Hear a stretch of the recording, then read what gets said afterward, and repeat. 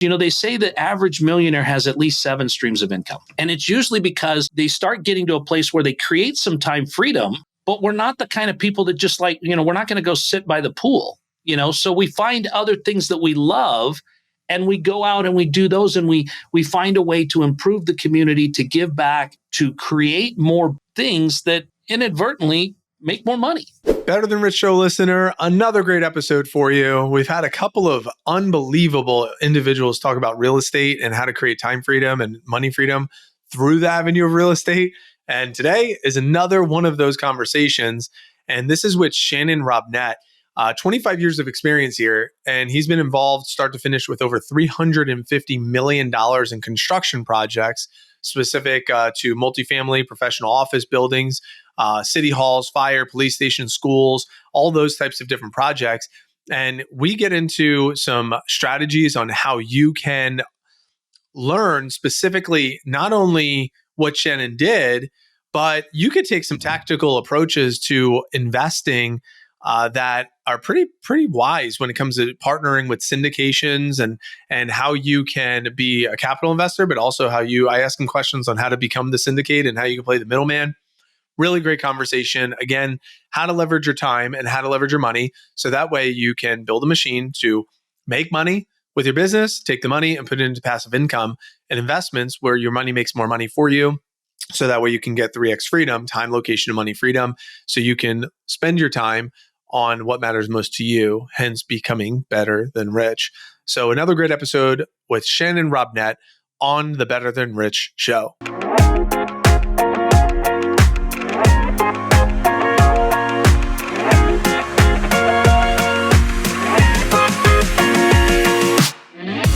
Welcome to the Better Than Rich Show with your hosts, Andrew Biggs and Mike Abramowitz. The Better Than Rich Show helps ambitious leaders who are on a mission to leave the world better than they found it, change their perspective on what's important, increase their income and impact, and systemize their life and business. If you've ever struggled with finding your purpose, have felt disconnected or distracted, or found yourself going through the motions, this show will remind you that what you do matters and will re-inspire you to chase your highest dreams. It's time for you to become better than rich.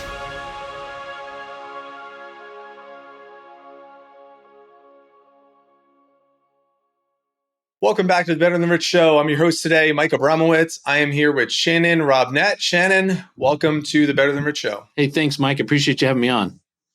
Yeah, I'm looking forward to this conversation. I mean, you have an extremely powerful resume that I just read off to the listeners. One of the things we were just talking about before we clicked record was the benefits of the tax strategies. I know a lot of listeners that follow our show, they've listened to episodes from Justin Donald and Chris Larson and Rachel Richards and Jim Shields and all these unbelievable people that are in similar spaces doing different strategies, whether it be mobile home parks or whether it be multifamily or short-term rentals. Or ultimately, a lot of the listeners, they have a business makes them money, and then that money, they want to deploy it into some sort of passive income where the money makes them more money. That's a great strategy. I know one thing that you like to specialize in, like you like to talk about, just to dive right into some meat today, is the tax benefits there. We've had conversations around this on the show, but we haven't gone deep in it. I would love if you just want to riff on that for a couple minutes, and then we can take it back to some origin story stuff to really give the listener a flavor of where you're coming from. But I'd like to give them some goods right away, if that's cool with you. Yeah, well, Mike, we all work really hard, but the single largest expense in any of our lives is taxes. And as much as people like to strategize about how to build a better business and how to make it more efficient, how to do, more customer service and get better customer retention, I really believe that the number one thing that anybody can do in their life to improve their monetary position is to really do a deep dive into their tax strategies. And the IRS is very particular about active income versus passive income. And most business owners, whether you own a window cleaning company or an HVAC company or a service company, they're making income, they're making active income in their business. And they use Section 179 depreciation and they help themselves out the best that they can. But there's so much more to that. So then they make that money, they pay the taxes on that money. And they are, but they're in that active role. They're taking that actively. If they look at a different strategy and a different structure that says, hey, I'm working in my business, and as the business CEO, I'm paid $150,000 a year for that role. And then I have a management company, a separate company that sets up that is an oversight to that, where they are a passive receiver of those profits of the company. Kind of like if BlackRock bought a company, the company would function. BlackRock would receive the additional income as passive. And in that, it changes the tax bracket from 30 to 37%, all the way down to 18 and 20%. So just in that strategy of setting up companies the way that they should, that the owners can act as both an active participant, but also receive income passively, it can dramatically change that.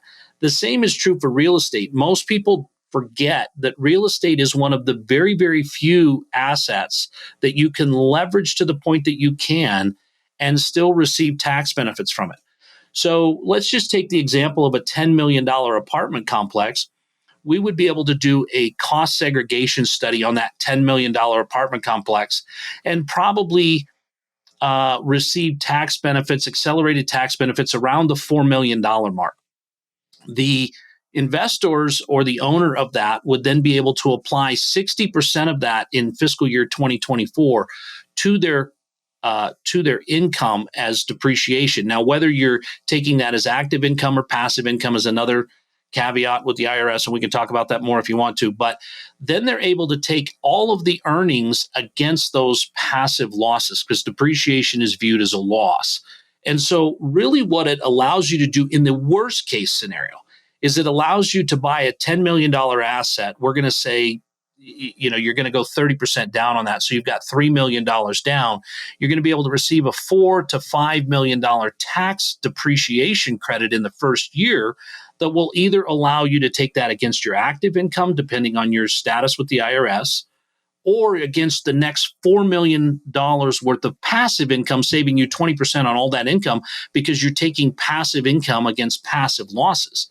And so it really benefits people. So now it's like getting $1.20 back for every dollar that you invested that you're receiving in passive returns.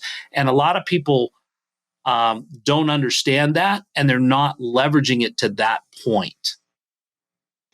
So lots to unpack, a lot of different directions we go here. And that's why I wanted to start here, because I felt like I learn at maybe a slower pace than some when it comes to things I don't have like a large background in. Like I have rental properties that I owned when I was in my 20s, but then got crushed with the market. So those that follow the show and follow my story understand, like I was kind of real estate adverse after going belly up, negative 130,000, near bankruptcy. So now I'm like more of the passive side where I just deploy capital into syndications. Mm-hmm. And so that's kind of the side that I'm on.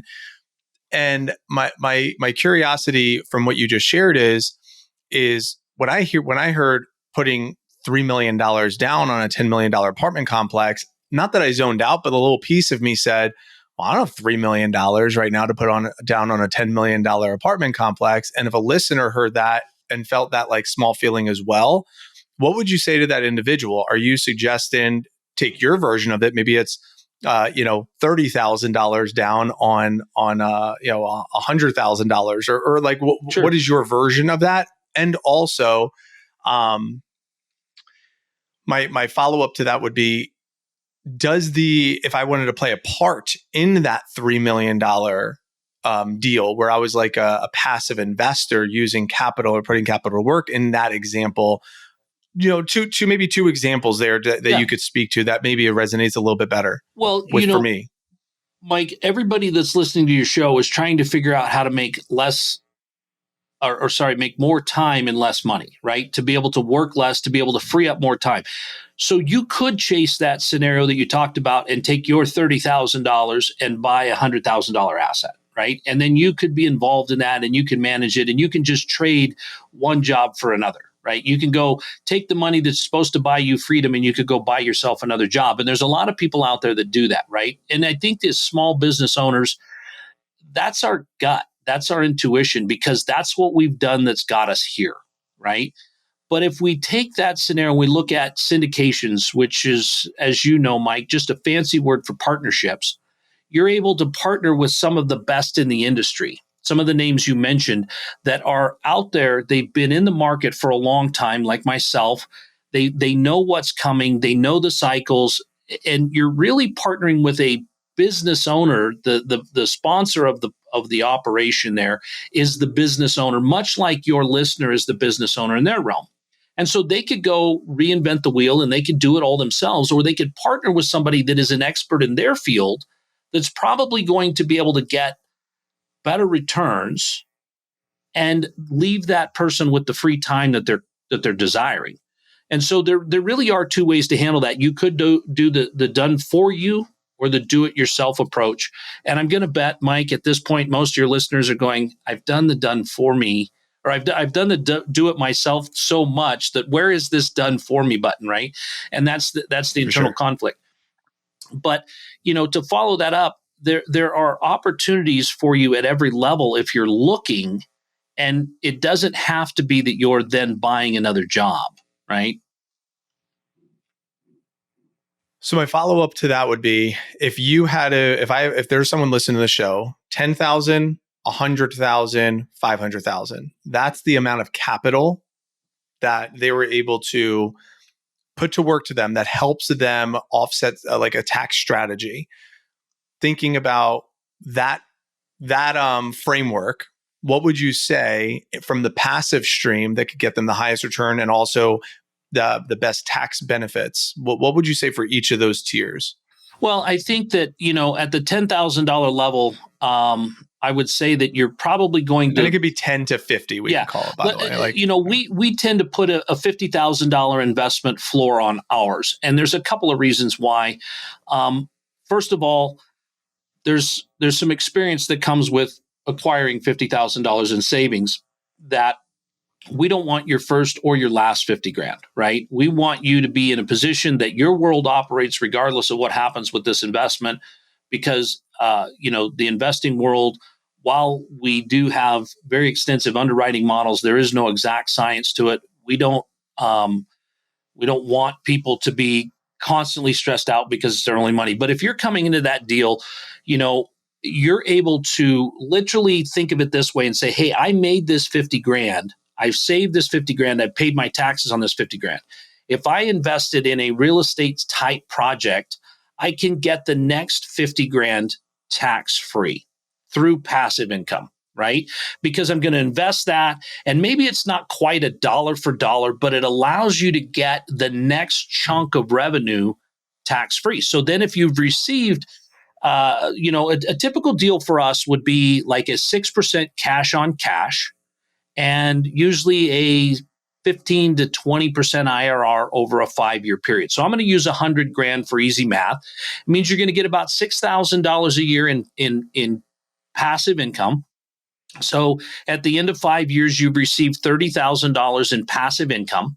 And then when we sell the asset, you're going to receive a payment at the end for the appreciation of the project that will bring you out to about a 20% IRR. So if you've received 6% of it paid current, then you're going to receive about 14% of it at the sale. Now, this allows you to do several things with it when you exit the deal, that you can defer those taxes as well. But if you just look at this, you put in 50 and over the next 5 years, you've received 30 in income that you're not paying taxes on because of the carry forward loss of depreciation, right? And so now you've invested taxed money into something that pays you in a tax-free way. I just want to clarify one thing for the listener on this, because when you said the 14% at the end of when the project sells, is it 14%, I assume, off the total that I invested, not 14% over the course of 5 years? Because the 6% is annual. The 14% would be off the initial investment of that 100,000. So it'd be another 14 grand at the end, plus the 6,000 a year times the 5 years. Using a rough number. No, so an IRR is the internal rate of return, meaning that you've received that. It's the amount of money you receive divided by time, right? So if you invested $100,000 and you got a 20% IRR, at the end of 5 years, you would have received $100,000 in profits and proceeds. 100,000. So 20%. Oh, because it's 20% IRR because it's each year. Correct. So, so you're gonna. So wow. So that's 100% return then on your dollar. Correct. And so what you're looking at is you're looking at the theory that you've received $30,000, and typically when you start out with a 6% cash on cash, the whole premise is that rents will rise, and the 25-year average is 3% a year. So if rents continue to go up 3% a year, you're going to see 7 and 8 and 9% cash on cash. So you're going to see more cash flow as you go along. But at the end of the day, you're going to receive, let's just say that at the end of 5 years with cash starting at 6% and going to 7 and 8, let's say you got about 40 grand, $45,000 in returns to you. You still have your $100,000 investment. So you would receive about $45,000, and then you would receive about $65,000 in proceeds at the sale. And that's a lump sum that just gets deposited. Boom. Correct. That's not distributed anymore. Right. Because that's why I'm selfishly asking this, Shannon, because I'm in like year 2 or 3 for these 3 different syndication deals that I'm in. So I haven't got that large sum. I'm just getting these small trickles each month, which I'm cool with. I got, call it $1,000 to kind of trickle in. I'm like, I'll take the passive income. That's great. Because I trusted the person, that business owner that you talked about. I trusted that partnership. I was like, yeah, I'm sure you'll do right by me. I didn't want to spend all my time researching and everything. That again, that's just speaking the truth to whoever's listening. Obviously, do your due diligence and making sure you're doing this the right way. But if you are an accredited investor, obviously we talked about in the show. I think that's an important little asterisk there. That's why 50,000 is that minimum. Well, we do accredited and non-accredited investment. Oh, okay. So, the difference, just for your listeners, the difference between an accredited and a non-accredited investor. A non-accredited investor does not have a net worth over $1 million or does not make $200,000 on their own each year, or combined with their spouse make over $300,000. Now, that doesn't mean that person can't have a $500,000 in cash, right? We have accredited investors that have $500,000 investments with us, and we have non-accredited investors with $500,000 with us, right? And so when you become an accredited investor, it means that I can advertise and we don't have to have a substantive relationship with each other. I prefer that we get to know each other anyway. So I'm going to show you what we do, how we do it. We're going to look at tax strategies with you. We're going to get to know each other before we dive into hey, would you like to look at my real estate? That gets a little personal for some people. And we want to do that. But the non-accredited investor in a lot of ways is that early version. That's that $50,000 investor, that $100,000 investor, where education is really what they're looking for. They're looking to understand, how did you get to this underwriting, right? How did you make sense of this? Because if I were to step into their business and assume that I knew how they're running their detail company or their cabinet shop, I would be making the same kind of assumptions and probably come up with the same errors in my thinking that they would in mine. And so we like to really sit down and go through that and make sure that everybody understands what is good underwriting, what is solid underwriting, what's our plan C, D, E, F, and G. How do we protect ourselves in the environment that we have currently? How do we take advantage of an environment that may be preferential to us in the future? And so that's really something we like to make sure that people understand about the difference between accredited and non-accredited. Yeah, I'm glad you went there. You struck a conversation that I had recently on the episode that was really helpful, and I want to hear your take on this, because a lot of business owners understand there's 2 types of people to attract to their business. There's, let me attract talent that could work in my business, and let me attract clients that I can serve with their product or services. From your lens, or like a syndicator's lens, it's like I have 2 different things I'm attracting. I'm attracting deals that are really good, and I'm attracting investors that want to put their money and deploy that money into those deals. So my curiosity from the business side of what you're doing, what did you do in the early stages? I mean, you have a pretty impressive resume. If I looked at this right, $425 million in construction projects over the course of 27 years of experience. So if you look back to what you did in your origin days of how did I find my footing where I was able to get investors to trust me with their money, and then I was able to also find these deals where I can kind of almost like play the middleman between those two. And then the origin of that. And then what is your version of that now? Because I assume you have stacked it and scaled it to a point where you have team and systems and lots of technology and tools and some fancy stuff that you might be doing now. So I'd be curious to hear your lens on the origin of that, like what you did and maybe what you would suggest someone might do if they wanted to get started there. And what have you done? Like what are you, where are you at now with the sophistication of how developed you might have grown into? Well, when I started my construction business, I was out there scrambling with everybody else, and you try and meet people. And like most business owners, I had to find a niche that I can work in, right? And so what I began to look at was becoming a design build contractor. And what that means is that, Mike, you want to build a warehouse building for your company. You're doing, you're selling paper towels, right? And you need a central location, and you need this, and you need that, and you go down that road yourself, and you come back and you've got this really nice set of plans that an architect drew for you on a really cheap lot that's out in the middle of nowhere, right? And you think this is the best thing for you, and you get a bid on it, and then all of a sudden you realize you had a $2 million budget and this thing's going to cost $3 million, right? So my niche was to come to people and say, hey, before you go down that road, let's look at what your business really needs. Let's partner with somebody that has experience in the construction field. Let's partner with somebody that understands logistics a little bit, just enough to be dangerous. So we can say, hey, Mike, I did this with a plumbing outfit, right? They had an 80-mile radius that they serviced. And the land was really cheap on the outskirts of that 80-mile radius. But what we did was we did some really quick calculation. We said, hey, you've got 35 employees that are going to drive to the perimeter every day. So if they're driving from one perimeter to the other and they're crossing that 80 miles to get to the job, how much time are you going to spend? And how much more expensive is this land that's right smack dead center? So we really wound up justifying to him why a one-time investment of $400,000 was really going to be good for his business, because he would recoup that in about 2 years of employee time, let alone mileage, let alone everything else. Then we said, okay, my budget's $2 million for the building. We made sure that we designed a building that fit that budget. So at the end of the day, he had a product he could build. So that was really my goal. And in looking around for other people, I saw, well, here's another property right next door or right down the street, and here's a demand.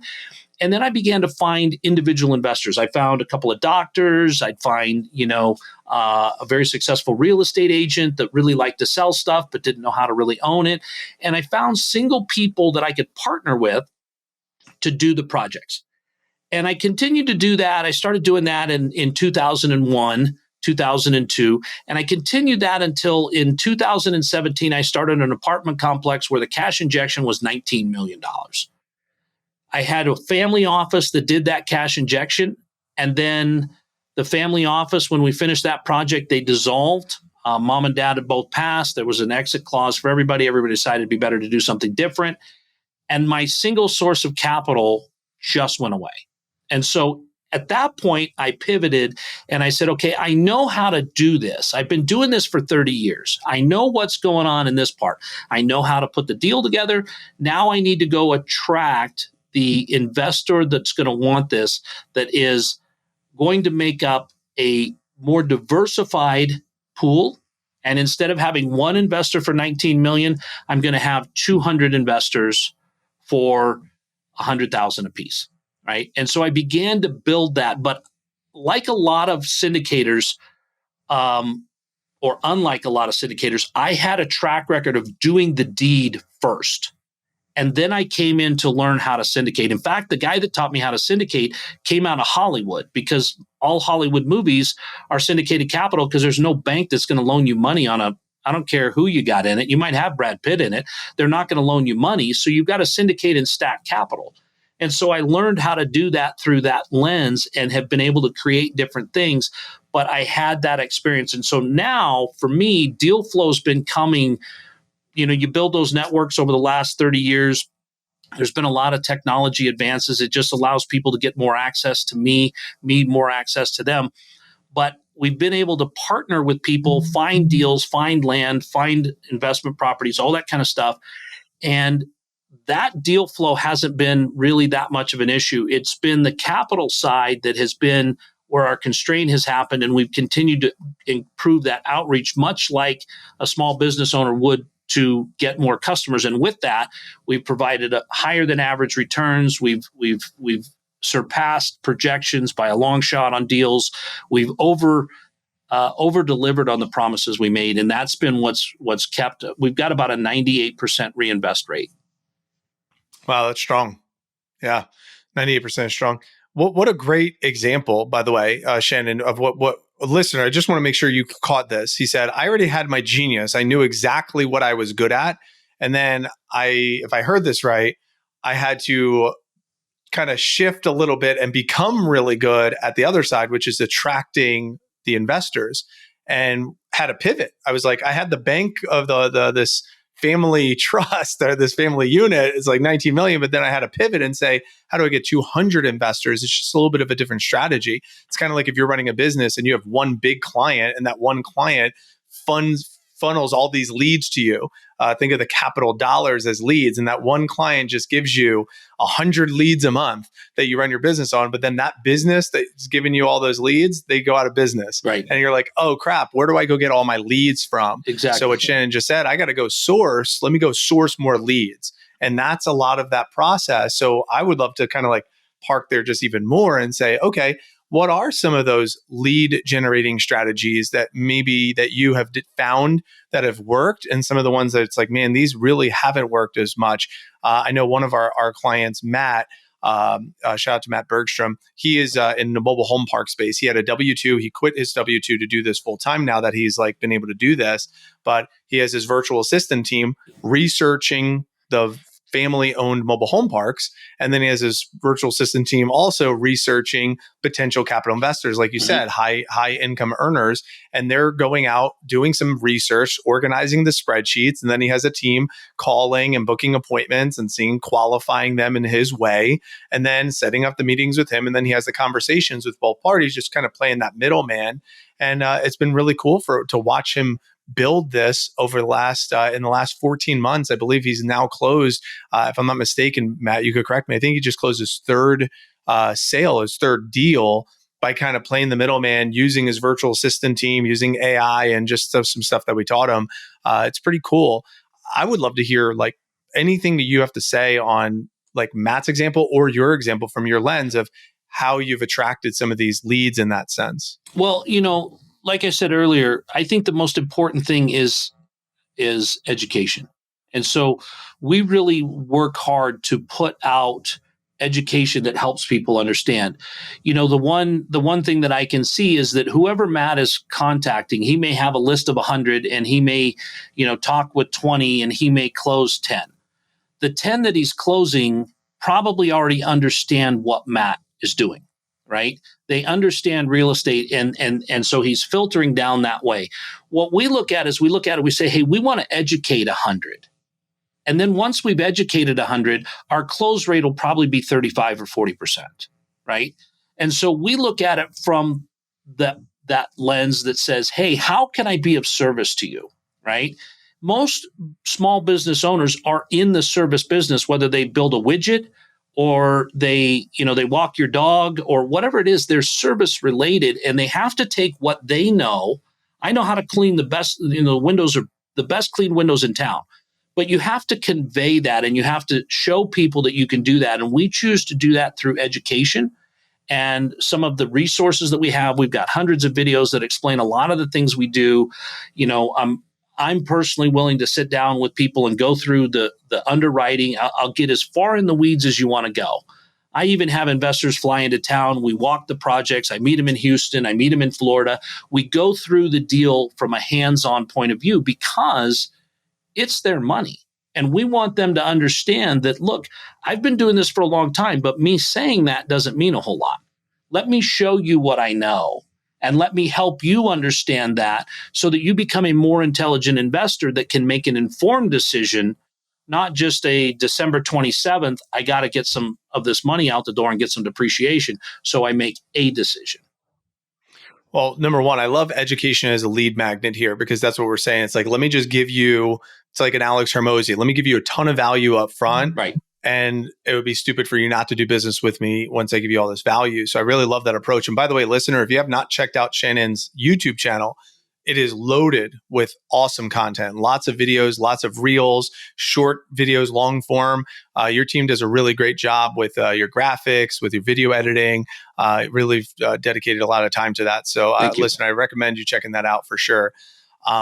And I just want to make sure that is clicked on for most listeners, because when you're hearing this, generating leads, all said differently, attracting people to your business comes from, let me add as much value as I can to the marketplace. And then it induces reciprocity versus a taking mentality. It's like, how can I find these people, go fishing to get their money and deploy their money? So I'm really glad you shared that. And is there I want to pivot in a minute, go in a different direction. Is there anything else you want to hit on this topic before I kind of take a little bit of a turn in our conversation? I think you used a couple of great examples. I mean, Alex Hormozi does that well. Gary Vee does that well.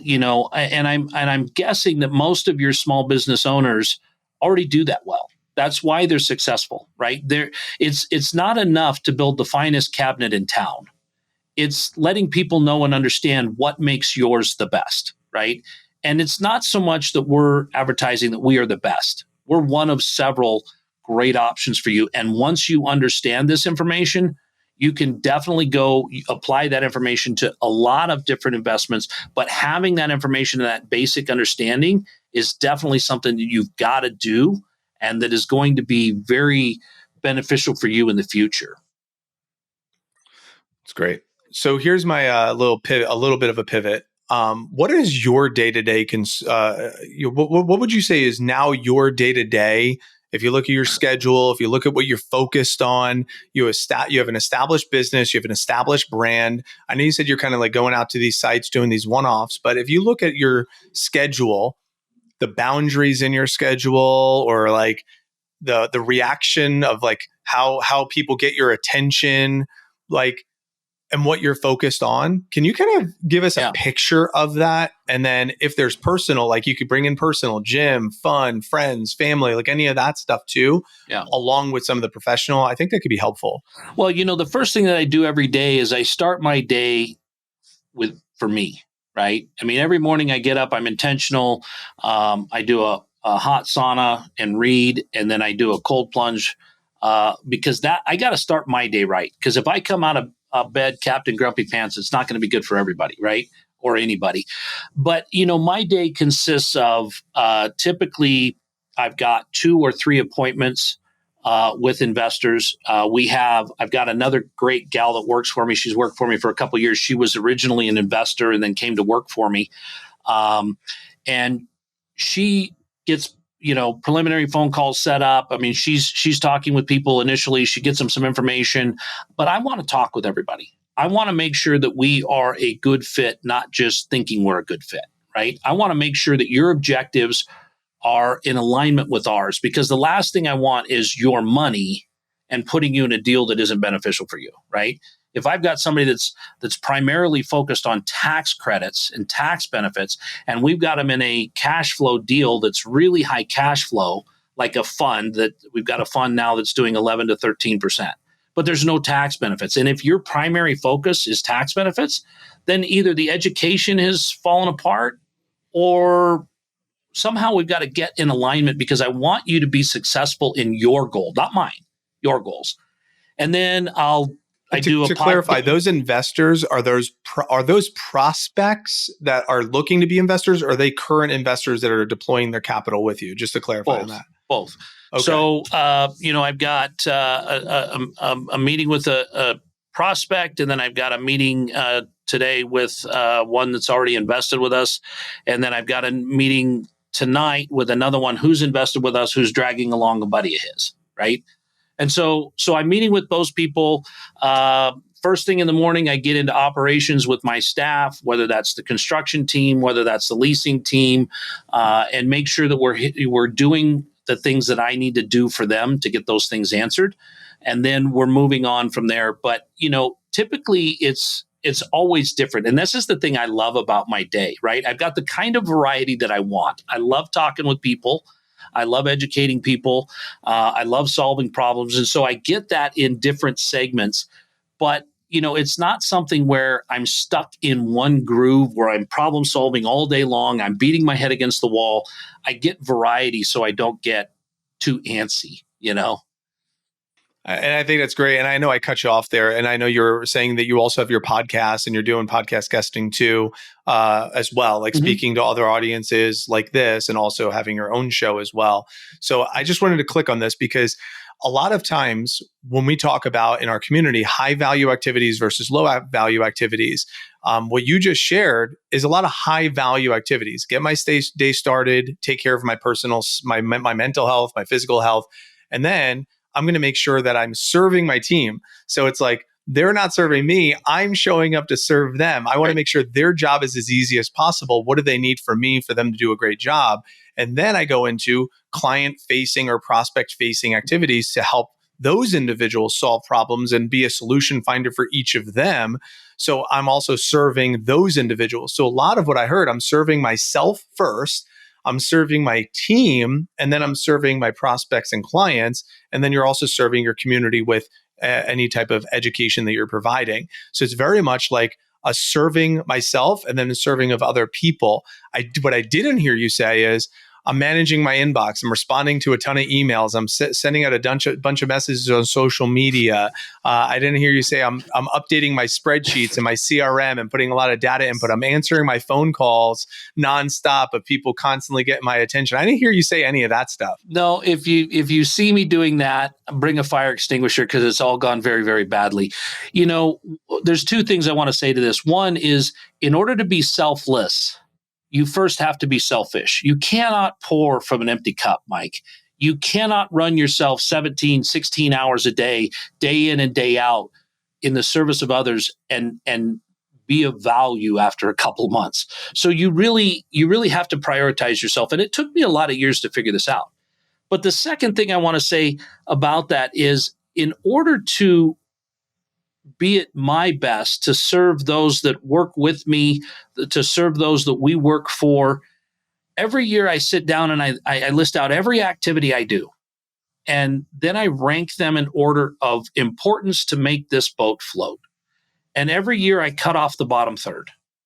And my goal for the first quarter of every year is to get those off of my plate onto somebody else's. Because when I am constantly refining what I do, I'm getting to those higher and higher resources, those things that require more attention to do bigger things. I mean, you're right. I could be in my inbox and answer my emails. I do, but that's kind of the last thing on my list, right? There's certain things that people can't do for me. But if I'm constantly doing all of that, I'm not out looking at new deals. I'm not out meeting with registered investment advisors. I'm not out there promoting the business in a way that makes sense. And so by looking at that and saying, hey, these are the high value things that only I can do. Here's the things that I can partner with other people in my organization to co-own and to get done. And here's the things that I can have somebody else take completely off my plate, like the social media, like, a lot of the other things that are, they're valuable, but they're not going to determine whether or not this operation is successful. Yeah. And sometimes those, like video editing as an example, making your videos look good. There are some business owners that are like in there, like doing the thing. But what happens is some of those things create momentum for the business owner. So you don't, like, Shannon, if I'm hearing you right, you're not like going out doing cold messaging as an example. But if you did have someone doing cold messaging as an example, that could get people on your calendar. Right. And then once they're on your calendar, that's where you show up to the game. So it's like having things in the background potentially brings value to a high value activity, but it's like almost like the offensive line of just the system or the process in general. Well, and I could tell you a recent example of that. We had a short video that we did that in the last 2.5 weeks has gotten 5 million views, right, on YouTube. I have 60 seconds involved in that video, right? We were brainstorming. I came up with a topic. I threw some stuff out there. They edited it for another 3 hours, right? And then from that, we've gotten over 25,000 followers on our YouTube channel. We've had a ton of activity come off of that. And now I've got to manage that. But if I've then got to go edit the next video and do the next thing and do all of that, all of a sudden I'm doing all that, and all of the things that were happening because of that are now not being attended to. And I think that's the biggest struggle as small business owners, and I'm still a small business owner, is that what is our highest and best use? Because we got here because we did it, right? I mean, I'm going to be honest with you, Mike. I didn't actually ever edit a video, but I did try, right? I'm just not that techie. But now that I've got a team that understands how to do that, they do such an amazing job, such a beautiful job. It's so fulfilling for them to do it. They love it, right? It's what floats their boat.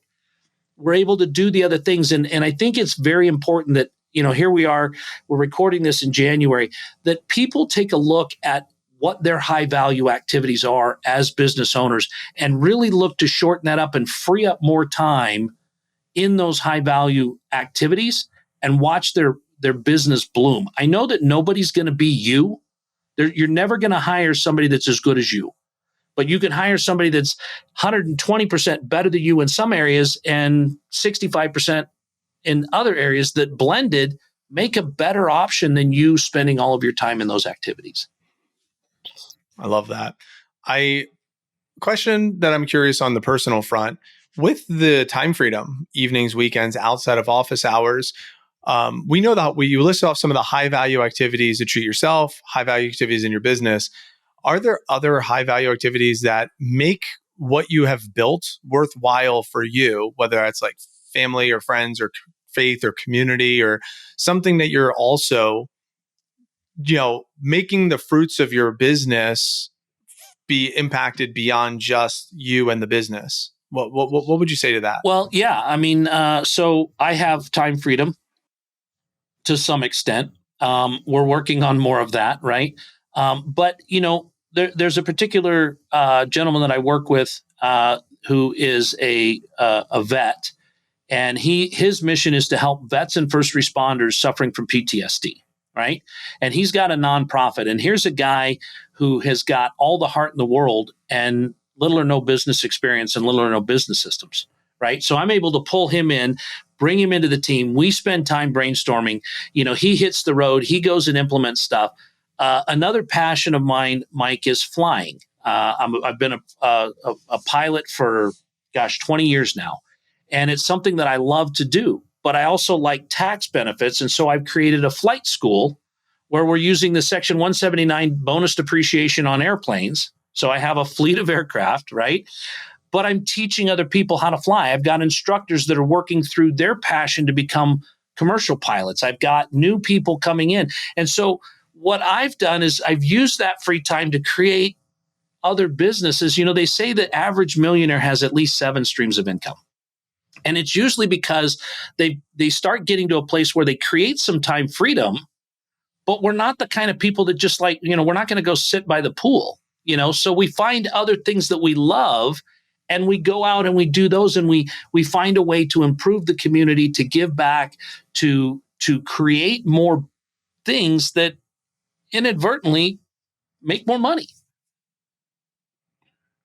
It's a great response, because I have my bias, and that's why I like the question. My bias is I have 2 kids that are under 4 years old. We have my wife, right? So a lot of my bias is I'm able to take a 3-week road trip with them with no technology, Disney cruise, go to, Disney World, right? Like the things that matter to me. But what I love what you shared is your lens is I was able to turn a passion project into a business. And with the knowledge I have, be able to get benefits from that, providing these jobs to other people and giving these, that's awesome. Like that is a great example of inspiration for someone to be able to say, you know what, I'm an empty nester. Yeah. I'm bored out of my mind. My kids are growing up, right? I'm just at a different chapter. Yeah. So Well, so And let's But it's also really clarify great. for your audience, you had the kids so that it wouldn't look weird when you were on the Disney cruise. Okay. So we just, Fair enough. Fair enough. That's great. What a great example there, Shannon. Is there anything else that I didn't ask you or that we didn't jam on before we kind of transition to our final three questions we like to ask every guest? One of the things that, Mike, I just want to point out, your listeners obviously know this, but your passion for educating other people and bringing people that are, experts in their field together to create that combined value is something that I've always resonated with, and I can really appreciate, because, like you said, I do have my own podcast. I know what this effort takes, and I know how much effort it takes. And there's not a lot of people that want to step out there and say, "Hey, I've got something of value. Let me do that for you." And so, Mike, I just really want to commend you and thank you for putting together the platform you've done, and the value that you're bringing to people, because I truly believe, from the real estate lens, 2008 could have been avoided if we'd have had more intelligent investors, if we'd have had people that understood what was really happening. And your platform and what you're doing is to bring that guidance and to bring that knowledge to people, and it's a rarity. Well, I receive that and appreciate that, because I'm one of those people. If 20-year-old Mike had the education, all I did was read Rich Dad Poor Dad and was like, oh, I should get a house instead of a car. Let me just do that. Mm-hmm. And that kind of created the ripple from there, which created consequences because I didn't really know what I was doing, Right. To your point. So, well, I'll tell you, Shannon, I've really enjoyed this combo. We like to ask every guest three questions. They could be short hitting, top of mind. But the first question is, what do you think the world needs most today?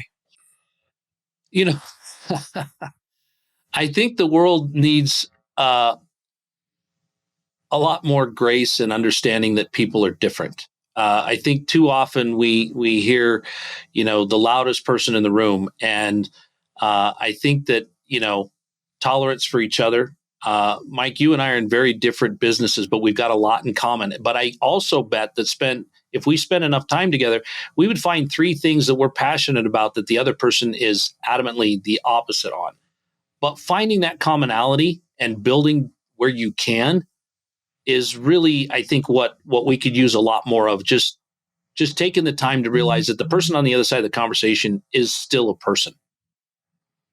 It's a great response. Second question we like to ask is, what are one to three books that you would recommend? Well, obviously, Rich Dad Poor Dad is a great one. The other one that I really like is Think and Grow Rich. It's not a new book, but it's something that really addresses your mindset. And I know that one of the biggest struggles in the entrepreneurial game is the constant wave after wave of challenges, and really keeping your mindset in the place where you're continuing to think the right things and move your business and move the needle in the right direction. Think and Grow Rich is a good one. And another one that I really, really like is Never Split the Difference with Chris Voss.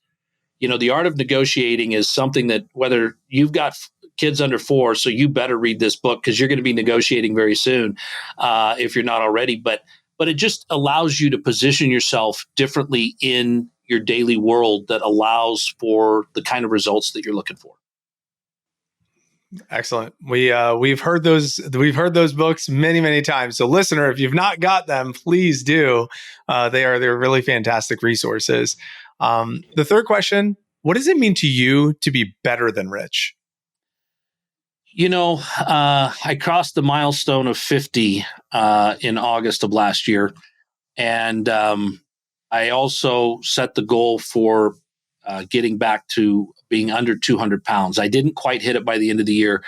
But as you get older, the only thing that really seems to matter is your health, because as you look around, you can't buy more time. And I think the thing for me, if you were to capsulize it in one thought, it's the ability to control your time. That's the one thing you cannot. It doesn't matter how much money you have, you cannot buy more of it. You can't substitute it. You can't rewind it. You can't replay it. So having control of your time is the thing that is being better than rich. Awesome. Well, Shannon, I'm sure people are going to want to stay in touch with you. I already mentioned the YouTube channel. If you want to, share how they could get there, that'd be great. But where can people carry the conversation if they're interested in maybe doing a deal with you or learning how they could learn about the syndications that you have or any offers that you have or requirements there? And if they want to consume some of your educational content, where could they find some of this stuff and keep the conversation with you going? The easiest place to find all of that is just shannonrobnett.com. If you go there, you can get to my YouTube channel. You can get links to our job site cameras. You can see the deals we've got going.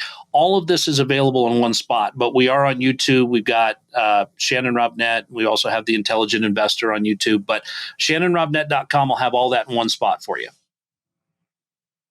Awesome. So we'll put that in the show notes. And Shannon, thank you so much for your time and being on the Better Than Rich show. Listener, thank you.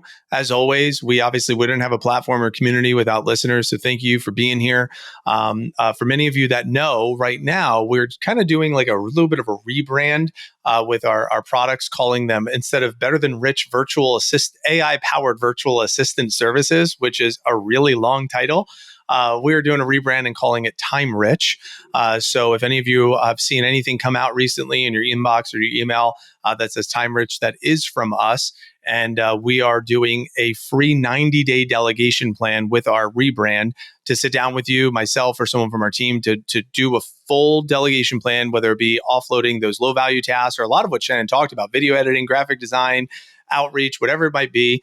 You could book a call at betterthanrich.com/90-day plan and book up one of those calls. You'll get a free 25-page time audit workbook. And we would love to have that conversation with you as well. And then if it makes sense, we could tell you a little bit more about our AI-powered virtual assistant. So everyone, thank you so much. And as always, leave today better than you found it. Till next week. Cheers. Thanks for listening. If you enjoyed this episode and you'd like to help support the show, please share it with others, post about it on social media, or leave a rating and review. To catch all the latest from us, you can follow us on Instagram at betterthan_rich and join our Facebook group at the Better Than Rich Show. Thanks again for listening. We look forward to seeing you next time. And remember, leave today better than you found it.